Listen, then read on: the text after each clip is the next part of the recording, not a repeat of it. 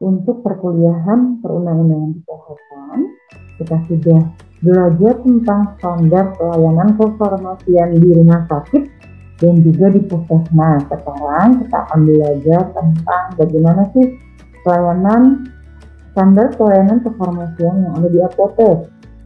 Saya akan share dulu materi pada perkuliahan hari ini. Oke. Ya. Permenkes yang mengatur tentang standar pelayanan kefarmasian nomor 72 yang ada di rumah sakit, 73 yang sekarang kita pelajari ada di apotek, dan 74 ada di puskesmas. Permenkes Republik Indonesia nomor 73 tahun 2016 tentang standar pelayanan kefarmasian yang ada di apotek. Kita akan lihat satu persatu. Nah, dari definisinya, kalian beli obat di apotek, sebenarnya apa sih arti dari apotek itu sendiri? Apotek adalah sarana pelayanan kefarmasian, tempat dilakukannya praktek kefarmasian oleh apoteker dan juga tenaga teknis kefarmasian. Kemudian bagaimana standar pelayanan kefarmasian? Standar pelayanan kefarmasian sendiri adalah parameter atau tolak ukur yang digunakan sebagai pedoman bagi tenaga kefarmasian dalam menyelenggarakan pelayanan kefarmasian. Ini dua pengertian dari apotek dan juga standar pelayanan kefarmasian. Kenapa sih Bu perlu adanya standar pelayanan kefarmasian? Tujuannya untuk apa? Kita akan lihat ya. Yang pertama, tujuannya dapat meningkatkan mutu pelayanan kefarmasian. Kedua, dapat menjamin kepastian hukum bagi tenaga kefarmasian. Jadi semisal ada yang komplain, mungkin komplainan dari pasien tidak sesuai dengan yang kita kerjakan. Nah, itu standar pelayanan kefarmasian dapat menjamin kita dalam hal hukum agar apa yang telah kita kerjakan sesuai SOP dapat dipertanggungjawabkan seperti itu. Terus yang ketiga, tujuannya adalah melindungi masyarakat dan pasien dari penggunaan obat yang tidak rasional dalam rangka ikut membantu menyelamatkan pasien atau keselamatan pasien, patient safety. Ya, ini tujuan dari kenapa sih harus ada standar pelayanan kefarmasian bagi apotek, bagi rumah sakit maupun puskesmas. Nah, jadi yang akan kita bahas nanti sama dengan yang kemarin 2 minggu sebelumnya tentang secara manajemen itu seperti apa, baik itu pengelolaannya, atau katanya bagaimana, dan DMHP-nya. Dan untuk pelayanan farmasi kliniknya, dia dilakukan pengkajian dan penelitian riset, kemudian dispensing obat, PO juga masih dilakukan, konseling, home pharmacy care. Bu, bedanya home pharmacy care dengan VCP itu apa? Kalau VCP biasanya dapat dilakukan bersama atau berkoordinasi dengan tenaga medis, makanya dapat dilakukan hanya di rumah sakit atau puskesmas yang memiliki rawat inap. Di apotek tidak ada VCP karena tidak ada pasien yang dirawat. Tapi pasien yang dirawat ini biasanya ada di rumah. Makanya ada istilah home pharmacy care. Jadi apoteker boleh mengunjungi rumah pasien dalam mengingatkan misalkan penggunaan obat, kemudian apa saja yang tidak boleh dikonsumsi bersama dengan obat tersebut dan lain sebagainya. Ya, ini adalah tugas dari apoteker yang juga melakukan home pharmacy care. Selain itu ada juga kegiatan PTO, pemantauan terapi obat, serta MESO, monitoring efek samping obat. Terus sumber daya kefarmasian ini bagaimana Bu? Tetap sama, ada apoteker, ada PTK juga, ada juga asisten PTK sekarang yang tenaga yang hanya memiliki pendidikan minimal SMA atau SMK. Termasuk dalam asistennya PTK. Jadi kalian juga punya PTK ya, para tenaga teknis kefarmasian. Selain itu juga dibantu oleh kasir, ada juga bagian umum dan juru rakit. Biasanya terdapat dalam satu apotek secara umum. Tidak semua harus sama seperti itu. Minimal ada apoteker dan juga PPK itu sudah masuk ke dalam kategori sumber daya kefarmasian. Kita memiliki sarana dan prasarana yang memadai, ya, ruang kasusnya, ruang tunggunya, ruang penyerahan resepnya, kemudian tempat untuk meletakkan informasi obat dan lain sebagainya. Dan terkait evaluasi mutu, ada mutu manajerial hampir sama dan juga mutu farmasi klinik harus bagaimana. Nah, dalam pengelolaan kesediaan farmasi, oke, bahan medis habis pakai, ini yang dilakukan secara perinci. Yang pertama proses perencanaan, termasuk pola penyakitnya, pola konsumsinya bagaimana, budaya masyarakat seperti apa, dan kemampuan masyarakat. Misalkan, saya mau bikin apotek nih di dekat rumah saya harus tahu bagaimana pola penyakit yang ada di sekitar apotek. Oh, dia dekat dengan kali atau dekat dengan sungai. Biasanya penyakit-penyakit apa saja yang timbul ketika ada masyarakat yang hidupnya tinggal dekat dengan sungai atau kali. Ya, ini harus menjadi perhatian bagi para pemilik ataupun pengelola apotek. Dan kedua adalah pola konsumsinya seperti apa, budayanya bagaimana, dan kemampuan masyarakat. Ini yang perlu digarisbawahi terkait perencanaan dalam pengelolaan kesediaan farmasi, ASOK, dan BMHT. Yang kedua adalah langkahnya pengadaan.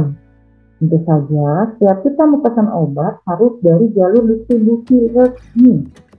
Ya, dia memiliki izin, kemudian obat-obatnya juga obat-obat asli, bukan obat-obat palsu.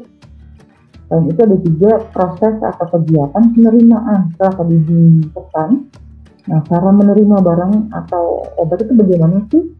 Kalian harus pertama melihat kondisi fisik barangnya, sesuaikan dengan faktur, benar nggak sih yang kita pesan, kemudian jumlahnya benar nggak, terus habis itu lihat lagi expirednya, jangan sampai yang dikasih expired yang sudah hampir dekat masa kadaluarsa, nanti nggak akan bisa dibeli pasien kalau obat itu bukan fast moving. Ini perlu jadi perhatian bagi para PPK nanti ketika kalian nulis, ya, yang belum bekerja.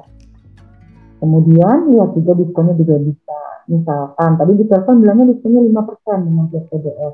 Ternyata sampai di kalian tidak ada diskon sama sekali. Itu juga perlu menjadi pertimbangan dan pertanyaan kepada PDF ketika menerima suatu barang yang dipesan.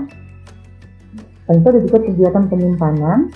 Ada yang dilakukan secara alfabetik, alfa sampai Z, A sampai Z, kemudian secara FIFO, first in first out maupun first expired first out. Jadi juga yang disimpan sesuai dengan wadahnya. Oh, ini bagian tablet, ini bagian yang botol-botol, semua tablet, dus semua. Gitu ya, ada juga, dan harus dia bebas dari kontaminasi untuk proses penyimpanan kesediaan farmasi.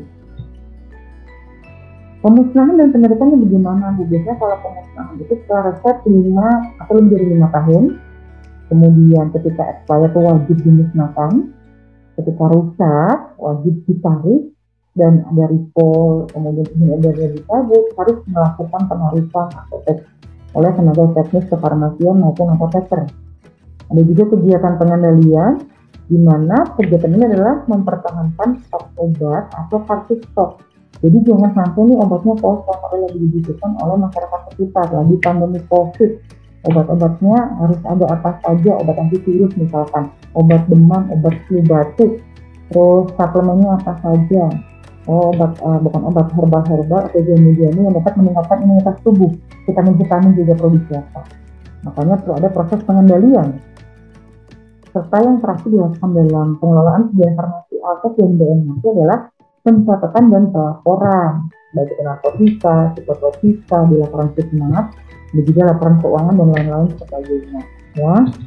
Yang kedua, pelayanan farmasi klinik. Ada pengkajian yang dengan resep, secara administrasi, adanya nama pasiennya, adanya nama dokternya punya izin atau tidak, lengkap tidak alamatnya, dan lain sebagainya. Dan kesesuaian farmaseutiknya benar nggak, jangan sampai dokter tulisnya tablet paracetamol bentuknya drop atau dan lain sebagainya, itu perlu dilihat dengan bentuk sediaan, gitu ya. Terkadang mungkin karena kesibukan dokter dengan banyak pasien lupa dalam atau salah dalam menuliskan bentuk sediaannya. Jadi perlu adanya kesesuaian farmaseutikanya seperti apa, dan pertimbangan klinis. Boleh nggak sih analisa lagi Kalau kalian bingung bisa tanya ke apotekernya. Ibu, bapak apoteker bagaimana nih bu? Kok pasiennya banyak sekali diberikan obat, ada juga yang berbeda obatnya sampai triple nih dengan hasil yang sama, tapi mereka berbeda, itu juga berbeda. Ini bagaimana? Ibu bapak apoteker, kalian bisa konsultasikan ke apoteker, mungkin nanti apoteker akan cari jalan keluar dan bertanya ke dokter yang memberikan resep tersebut dengan cara menghubunginya. Ini yang dimaksud dengan pertimbangan klinis. Ada juga kegiatan dispensing obat, dari penyerapan, penyerahan, bionya bagaimana. Kalian bisa pelajari dari apoteker ketika melakukan dispensing obat, ya. Kemudian ada juga PIO, pelayanan informasi obat, buat dari ada nggak sih di apotek saya brosur, pamflet, pandu, terus cara pakai obat, apakah kalau pakai salah makan bagaimana, bisa ditaruh dalam bentuk brosur bisa, spanduk bisa, dan lain sebagainya. Serta edukasi pasien. Untuk konseling biasanya untuk pasien-pasien dengan kasus khusus, entah pediatrik, untuk bayi atau anak-anak, ada juga geriatrik, ibu hamil dan menyusui, serta indeks status sempit. Jadi tidak semua obat dapat diberikan untuk semua jenis penyakit. Oh, obat ini hanya cocok untuk penyakit ini. Itu yang dimaksud dengan indeks status sempit. Ada juga konseling terkait dengan polifarmasi. Jangan sampai R-nya sampai 15R. Saya pernah menemukan ketika saya masih menjadi praktisi di salah satu apotek di Kota Bandung, satu dokter memberikan resep dengan pasien komplikasi penyakit kronis, obat R-nya itu resepnya itu sampai 15. Ini yang dimaksud dengan polifarmasi. Benar nggak sih pasien butuh obat sebanyak itu? Bisa dikonsultasikan, bisa kita juga dengan apoteker. Kemudian ada juga terapi jangka panjang, TBC yang sekarang dari 6 bulan hasil di 9 bulan, kemudian diabetes yang semua didapat obat dan lain sebagainya, serta instruksi khusus. Ya, apakah ini perlu diminum setelah makan, sebelum makan, atau berapa menit sebelum makan, nggak boleh bergabung dengan obat ini, misalkan akan terjadi efek kontraindikasi dan lain sebagainya. Ini perlu menjadi perhatian juga, tidak hanya untuk apoteker, tapi tenaga teknis kefarmasian ketika mungkin apotekernya sibuk dalam menangani atau konseling terhadap pasien lainnya, kalian bisa membantu menjawab dengan seizin apoteker, seperti itu ya. Kemudian ada yang namanya home pharmacy care tadi ya, untuk kecepatan minum obat bagaimana, penampil minum obatnya siapa, terus obat TBC misalkan yang 9 bulan, orang juga malasnya minum obat tiap hari selama 9 bulan. Jadi perlu diberikan arahan, motivasi kepada pendampingnya, entah keluarganya, entah suaminya, entah istrinya, dan lain sebagainya. Kemudian konsultasi masalah obat juga bisa diberikan pada saat melakukan home pharmacy care.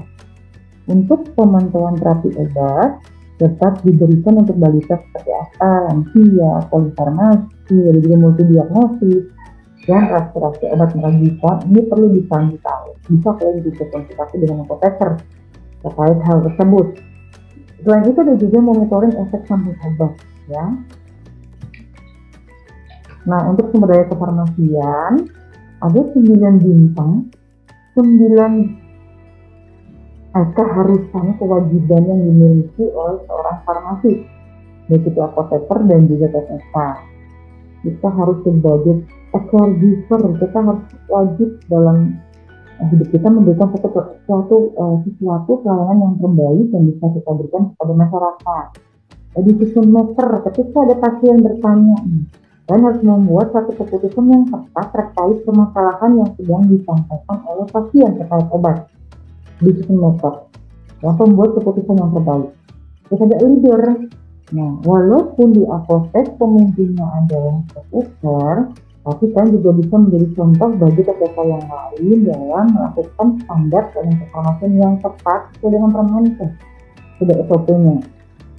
Terus officer, bagi misalkan kalian sudah ada di apotek tersebut selama kurun waktu 5 tahun, ada TPK baru yang datang, kalian harus bisa menjadi guru bagi TPK yang masih junior ini, agar apa yang mereka lakukan dalam pelayanan kefarmasian dapat berjalan atau memiliki kemampuan yang mumpuni sesuai dengan bidang profesinya. Ada juga lifelong learner. Artinya apa Bu? Artinya itu adalah sepanjang kita hidup kita harus selalu belajar. Karena tidak ada yang sempurna di dunia ini, sehingga seluruh tenaga teknik kefarmasian harus belajar dari kesalahan, belajar dari teman-teman sejawat yang lain juga harus. Sebagai manajer, ini memang untuk apoteker, tapi kalian juga bisa menjadi manajer di dalam toko obat, ya. Dan juga entrepreneur, dan punya produk sendiri, tidak memungkiri harus apoteker aja yang punya produk.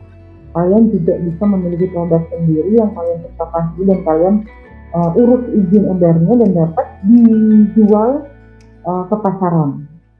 Peruntukannya juga untuk masyarakat luas sebagai entrepreneur. Kemudian communicator, tadi ya, memberikan informasi obat ketika ada pasien yang bertanya dan lain sebagainya. Researcher, ketika kalian bekerja di industri farmasi, mungkin industri tersebut sedang menemukan atau lagi meneliti nih, kira-kira herbal apa ya yang bisa membantu masyarakat dalam mengatasi pandemi COVID-19 untuk meningkatkan imunitas tubuh. Kalian bersama dengan apoteker, ketika yang lain juga di suatu industri farmasi dan melakukan beberapa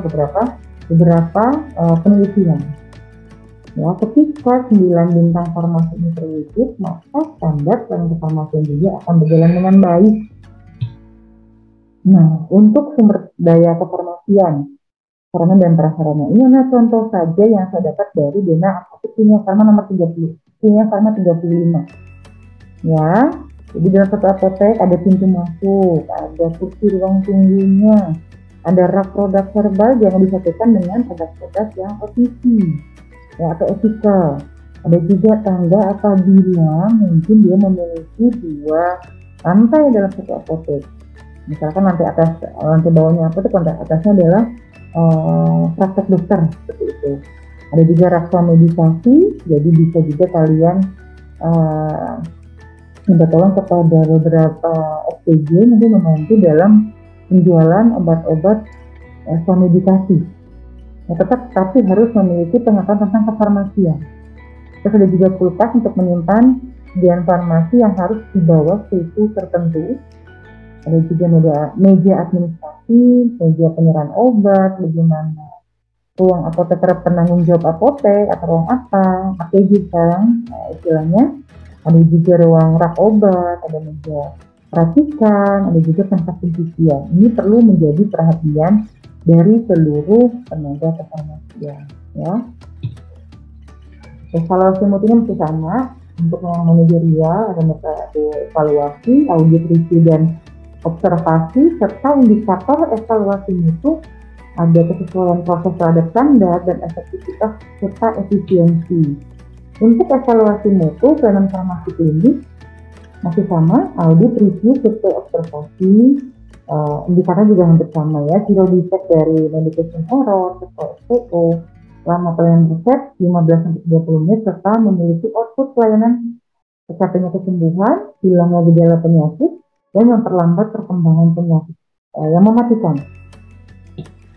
Baik, terima kasih untuk atensi dari seluruh mahasiswa. Tetap jaga kesehatan. Kita akan ketemu lagi di materi lainnya. Masih ada peraturan perpusat dan obat-obat tertentu, peraturan narkotik bagaimana, kemudian JKN sekarang itu apa sih JKN, istilah JKN mungkin yang bagi mahasiswa pada belum tahu, nanti akan saya jelaskan di beberapa materi berikutnya. Terima kasih dan selamat menikmati aktivitas pada hari ini.